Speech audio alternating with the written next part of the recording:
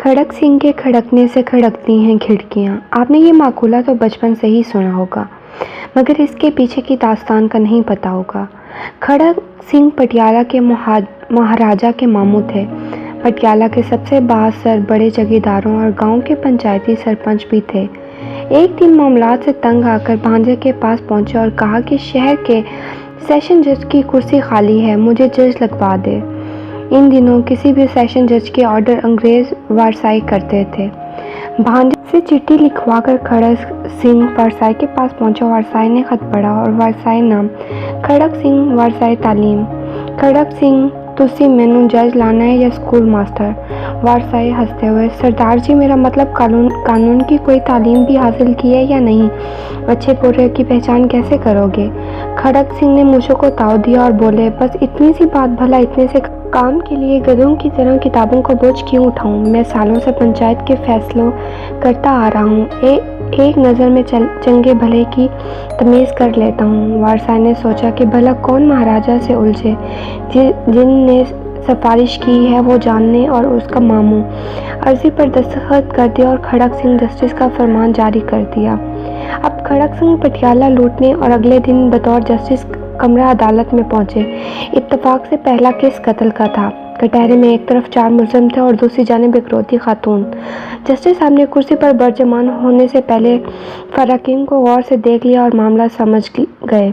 एक पुलिस अफसर कुछ कागज लेकर आया और बोला, माई लॉर्ड, ये औरत क्रान को इसका इल्ज़ाम है कि इन चारों ने इसके शौहर को कत्ल किया है। जस्टिस खड़क सिंह ने औरत से तफसील पूछी। औरत बोली, सरकार, दाईं जानिब वाले के हाथ में बर्छा था और बराबर वाले के हाथ में रांती और बाकी दोनों के हाथ में सोटे थे। ये चारों कमात के ओले से निकले और कसम को मार मार कर जान से मार दिया। जस्टिस खड़क सिंह ने चारों को गुस्से से देखा और पूछा, क्यों बदमाशो, तुमने बंदा मार दिया? दाईं तरफ खड़े बंदे ने कहा, जी सरकार, मेरे हाथ में तो कट्टी थी। दूसरे ने कहा, मेरे हाथ में दरांती नहीं थी, हम तो सिर्फ बात करने के लिए गए थे, हमारा मकसद सिर्फ समझाना था। खड़क सिंह ने गुस्से से जवाब कहा, जो भी हो, बंदा तो मर गया ना। फिर कलम पर पकड़ कर कुछ लिखने लगे तो अचानक एक काला कोट पहने शख्स खड़ा हुआ और बोला, माय लॉर्ड, ठहरिए, ये केस बड़ा पेचीदा है। ये ज़मीन का फड्डा था और जिस ज़मीन पर हुआ वो ज़मीन भी मुलजमान की है। भला मकतूल वहाँ क्यों गया? जस्टिस खड़क सिंह ने पुलिस अफसर से पूछा, ये काले कोट वाला कौन है? जनाब, ये इन चारों का वकील है। पुलिस वाले ने जवाब दिया, तो उन्हीं का बंदा हुआ ना, इनकी तरफ से बात कर रहा है। फिर खड़क सिंह ने वकील सफाई को भी इन चारों के साथ खड़े होने का कहा।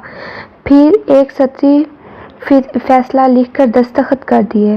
फैसले में लिखा था, इन चारों कातलों और उनके वकील को कल सुबह सादिक फांसी पर लटका दिया जाए। पटियाला में हलचल मच गई। हर लोग खड़क सिंह के नाम पर थर थर कांपने लगे।